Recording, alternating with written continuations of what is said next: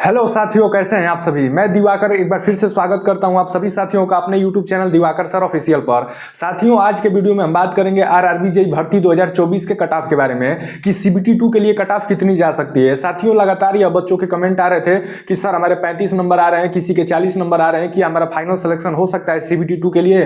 तो आज इसी मुद्दे पर हम खुल करके बात करेंगे। तो आइए वीडियो में आगे बढ़ते हैं। साथियों, जैसा कि आप सभी को पता होगा कि आरआरबी जेईई की परीक्षाएं 16 दिसंबर, 17 दिसंबर और 18 दिसंबर को चली थी और उसके बाद इसका आंसर की रिलीज कर दिया गया था 23 दिसंबर 2024 को। उसके बाद से यूट्यूब पर अलग अलग टीचरों द्वारा अलग अलग कट ऑफ बताया गया है, परंतु इस वीडियो में मैं आप सभी से प्रॉमिस करता हूं कि एक एग्जैक्ट कट ऑफ का आइडिया आप सभी के बीच में रखने वाला हूं। तो साथियों, कट ऑफ बताने से पहले मैं आप सभी को पेपर लेवल के बारे में थोड़ा बता देता हूं कि पेपर का लेवल मुझे कैसा लगा है। मैंने खुद भी मेरे भाई हर शिफ्ट के पेपर का एनालिसिस किया है ताकि आप सभी को कट ऑफ का एक एग्जैक्ट आइडिया बता सकूं। तो जो 16 दिसंबर की फर्स्ट शिफ्ट आई थी वही शिफ्ट मुझे बस आसान दिखी है। बाकी का साथियों कोई सा भी शिफ्ट हो, पेपर मतलब ठीक ठाक आया था। पेपर मतलब एक स्टैंडर्ड लेवल का पूछा गया था। साथियों, करंट अफेयर की बात करें तो काफी स्टैंडर्ड लेवल का पूछा गया था। एक अच्छा से अच्छा पढ़ने वाला भी जो बच्चा था, लगभग 10 प्रश्नों में से 2 से 3 ही प्रश्न कर पाए हैं। मैथ और रीजनिंग की बात करें तो काफी ज्यादा कैलकुलेटिव पूछा गया था और काफी ज्यादा लेंथी पूछा गया था। बच्चों को टाइम मैनेजमेंट में काफी ज्यादा प्रॉब्लम हुई है। हमारे ऐसे कई सारे साथी हैं जो आज भी गवर्नमेंट एग्जाम की तैयारी करते हैं, उनसे भी हमारी बात हुई। उनका यही कहना था कि सर हम लगभग 80 क्वेश्चन तक ही पहुंच पाए, उसके बाद हमारा टाइम ही खत्म हो गया। बहुत सारे बच्चे 70 क्वेश्चन तक पहुंचे, उसके बाद टाइम खत्म हो गया। यानी कि ओवरऑल मैं यही कहना चाहता हूं कि टाइम मैनेजमेंट काफी बड़ा इशू रहा है रेलवे जेईई की परीक्षा में। इसे आप भी एग्री करते होंगे। साथियों, अब जान लीजिए कि कौन सा शिफ्ट हार्ड आया था, कौन सा शिफ्ट आसान आया था। वो मैं 1 बाय 1 सभी शिफ्ट के पेपर लेवल के बारे में अब आपको बता देता हूं। तो यदि आपका पेपर 16 दिसंबर के फर्स्ट शिफ्ट को था तो आपका पेपर का लेवल इजी कंसीडर्ड किया गया है। यदि आपका पेपर 16 दिसंबर के थर्ड शिफ्ट को था तो आपका paper easy to moderate considered किया गया है। और यदि 18 दिसंबर का फर्स्ट शिफ्ट में आपका पेपर था तो पेपर का लेवल इजी टू मॉडरेट था मेरे भाई। 16 दिसंबर के सेकंड शिफ्ट की बात करें तो मॉडरेट था। 17 दिसंबर की second shift easy to moderate थी। 18 दिसंबर की सेकंड शिफ्ट मॉडरेट थी। 17 दिसंबर की जो सेकंड शिफ्ट थी भाई वो टफ हाई हुई थी।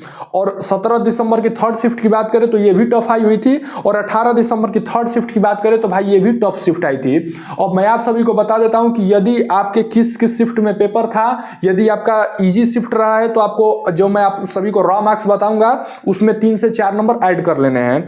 और यदि आपका पेपर इजी टू मॉडरेट में रहा है तो उसमें 4 से 5 नंबर ऐड कर लेने हैं। और यदि आपका पेपर मॉडरेट में रहा है तो 5 से 6 नंबर ऐड करने हैं।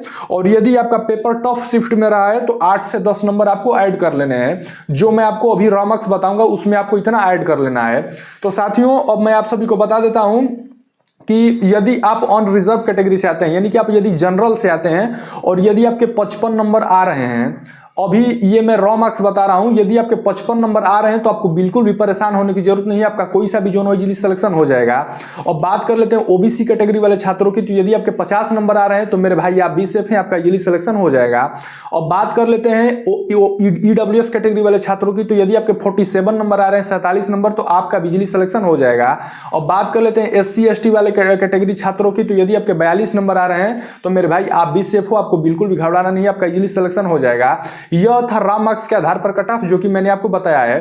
अब नॉर्मलाइजेशन के आधार वाला मैं कट ऑफ बता देता हूं। तो यदि आपके रॉ मार्क्स इतने आ रहे होंगे, आपने सभी ने अपने रॉ मार्क्स चेक कर लिए होंगे कि हमारे रॉ मार्क्स कितने आ रहे हैं, आप सभी ने मिला लिए होंगे। तो उसमें आपको क्या करना है कि शिफ्ट वाइज अपने मार्क्स को ऐड कर लेने हैं। अब मैं नॉर्मलाइज वाला स्कोर बता रहा हूं। तो यदि आपका जनरल कैटेगरी से आते हैं, आपके 60 से 66 नंबर आ रहे हैं तो भाई आपका इजीली सिलेक्शन हो जाएगा, कोई सा भी जोन हो।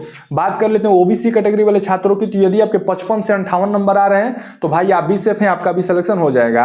ईडब्ल्यूएस कैटेगरी की छात्र की बात करें तो 52 से 56 नंबर। एससी कैटेगरी की बात करें तो 46 से 48 नंबर। एसटी कैटेगरी की बात करें मेरे भाई तो 42 से 45 नंबर। साथियों, यह रहा कट ऑफ जो कि मैंने आपको बता दिया है। मैंने रॉ मार्क्स के आधार पर भी बताया है और नॉर्मलाइजेशन मार्क्स के आधार पर भी बताया है। तो साथियों, यदि आपके हमारे बताए अनुसार नंबर आ रहे हैं तो आपको बिल्कुल भी परेशान होने की जरूरत नहीं है। कोई सा भी जोन हो साथी, आपका इजीली सिलेक्शन हो जाएगा। आपके कितने मार्क्स आ रहे हैं और आपकी कैटेगरी कौन सी है और आपने किस जोन से फॉर्म भरा है, यह कमेंट बॉक्स में जरूर बताइएगा।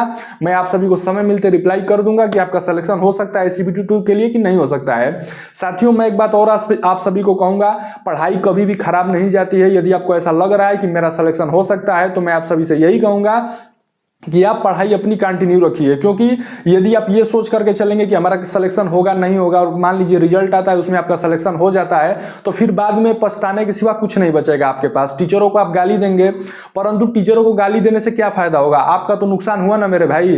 तो मैं इसीलिए कह रहा हूं कि पढ़ाई को कंटिन्यू रखिए। साथियों, असफलता एक चुनौती है, इसे स्वीकार करो।